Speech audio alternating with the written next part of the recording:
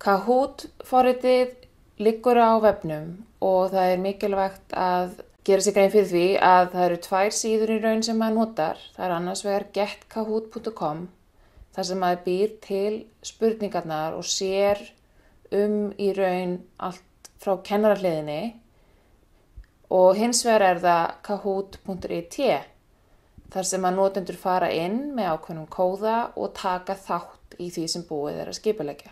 Þannig að það er í raun það viðmót sem að notendurnir sjá. En við skulum fara inn á getkahoot.com.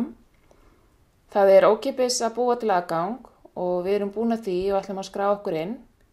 Þá komum við inn á forsíðu notandans og við skulum fara aðeins yfir hvað þarna er í boði. Efst í vinstra horninu er flýtileið til að búa til nýtt sett. Þar til hliðar má sjá þau sett sem að ég hef búið til á þessum aðgangi og þar við hliðina á eru þau sem eru opin fyrir öllum og þau sjáu að þetta er risastór tala. Þannig að það er mikið hægt að leita. Það eru spurningar og aðstoð og í notendanafninu má finna fleiri stillingar og þarna er útskráningin.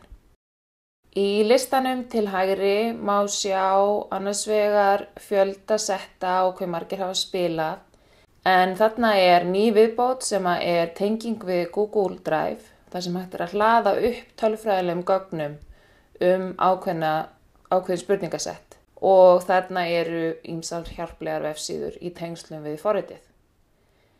Það eru 3 möguleikar á settum í Kahoot eins og stendur. Annars vegar er það quiz sem eru spurningar, það eru discussion sem eru umræður og survey sem eru kannanir.